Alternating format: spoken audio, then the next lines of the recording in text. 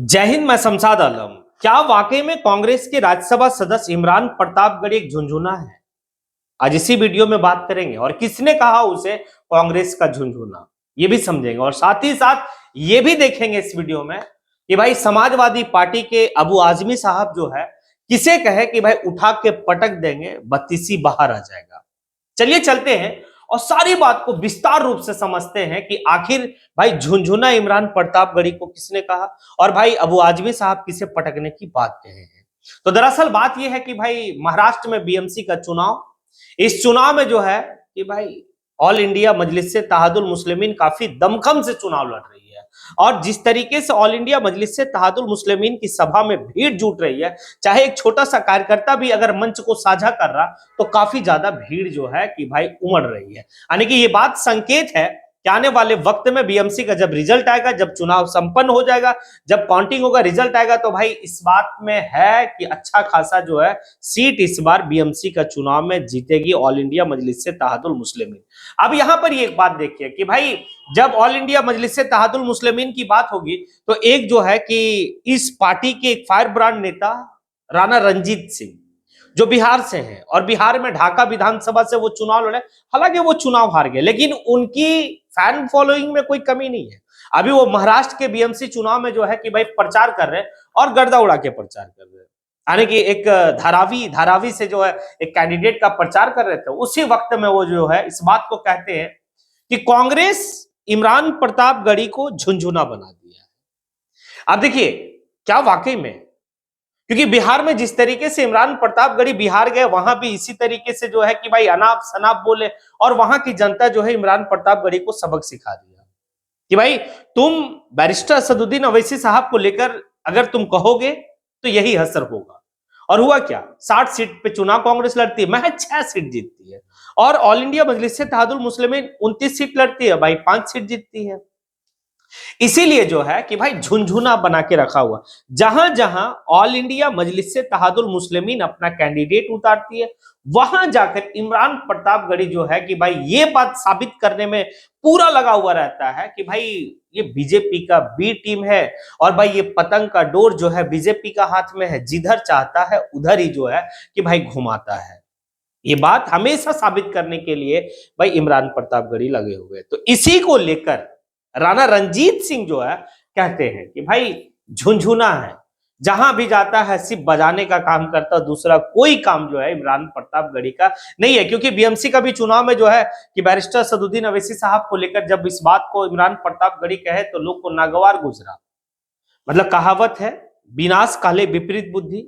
लोग को इतना नहीं समझ में आ रहा है कि भाई हम अपनी पार्टी को कैसे मजबूत करें, हम अपनी पार्टी को कैसे स्टैंड करें।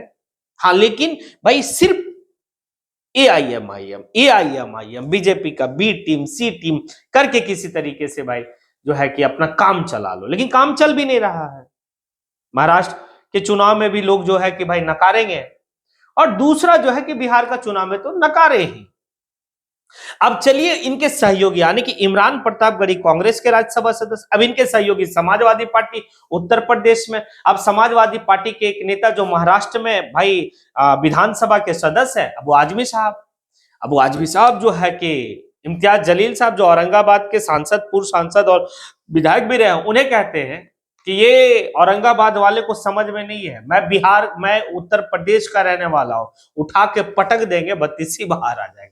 बताइए एक नेता का ये भाषा, और ये वही नेता है जिसे महाराष्ट्र की असेंबली में क्या किया गया था मनसे के द्वारा या फिर जो है कि भाई शिवसेना के विधायकों के द्वारा, ये लोग अच्छी तरीके से जानते हैं। और आप जो है कि वहां पर आपकी ये उठा उठा के पटकने और बत्तीसी बाहर निकालने की आपकी हिम्मत वहां होनी चाहिए था जहां पर आपके ऊपर भाई चला था। हाँ, लेकिन आप जो है कि कहां पर आप ये कर रहे हैं भाई इम्तियाज जलील साहब को।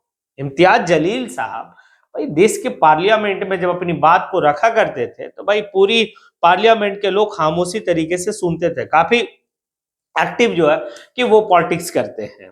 खैर चलिए वो आपकी है। आगे जो है कि अबू आजमी साहब इस बात को कहते हैं कि भाई मेरे पास 37 आने की एमपी वाली पार्टी है और इनके पास एक एमपी लेके घूमते रहते हैं और भाई हमारे पास 37 एमपी वाले पार्टी होने के बावजूद भी हम चुनाव पूरे जो है कि भाई देश में नहीं लड़ते, इसलिए नहीं लड़ते क्योंकि वोट का बिखराव नहीं चाहते। भाई ये बात कहो ना कि आपको कोई पसंद नहीं करते, आप जो है कि उत्तर प्रदेश में चुनाव लड़ते हैं, ठीक है, आप बिहार में चुनाव क्यों नहीं लड़े? बिहार में आप समर्थन दे दिए, लेकिन आपके टोटल लोग प्रचार करने के लिए गए थे, चाहे वो बहन इकरा हसन हो, अफजाल अंसारी हो, और गए कहां? तो सिर्फ सीमांचल, सिर्फ डिफीट करने के लिए किसको? तो भाई ऑल इंडिया मजलिस इत्तेहादुल मुस्लिमीन को। आपके 37 सीट मतलब 37 एमपी वाली पार्टी है, लेकिन जब सदन के पटल पे जब बात रखना होता है तो कुछ चुनिंदे जो है कि सांसद ही रखते हैं। फिर क्या आपकी कौन सी भूमिका है? आपके 37 सांसद एक तरफ है, और भाई इस पार्टी के जो सुप्रीमो है बैरिस्टर असदुद्दीन अवैसी साहब जब पार्लियामेंट में बात रखते तो एक तरफ समझ लीजिए आप।